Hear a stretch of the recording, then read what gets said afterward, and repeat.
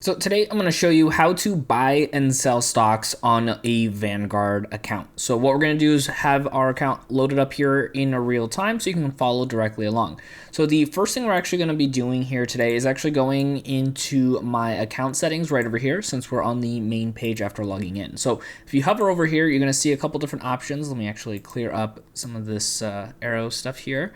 So if we actually go ahead and click on here and hover, you're going to see an option that says buy and sell. So we're going to go ahead and click on to this option, and it's going to give you a couple different things here. You can see this right over here in the center. It says you can trade ETFs or stocks. So that's the option we're going to want to go ahead and click on here. And then from here, it's going to ask us a lot of different questions that we want to go over. So first and foremost, it's going to ask you to select your account. So what we're going to do is click on here and choose the account we're going to want this purchase to go through on. All right, so once we went ahead and chose the account we wanted to have it go into, you can see the option for buy or sell, and this is going to be relatively similar on both ends here. So we're just going to go through the buy option on this. So we're going to click on buy, and then right over here it's going to ask you to type in the symbol of the stock you want to purchase. You can also go by keyword. So if you switch over to this, you can actually type in the company. So as the example here today, we're going to go ahead and type in Apple, and you're going to see Apple pop up right over here. Now, of course, you can choose whichever company you want to go with.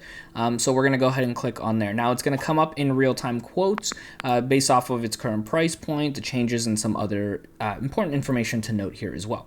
So from right over here, you can calculate the number of shares you want to plug in towards here at the bottom. It says calculates dollars to shares. So if you're like, hey, I want to put in $1,000, it'll give you an estimate of how many shares you could potentially get. Or if you know the quantity of the shares, you can just go ahead and type it in. For this example, we're just going to put in 1. Once you do that, you're going to see an order type that pops up right over here. Now, this gives you a couple different options. You got market, limit, stop, and then stop limit.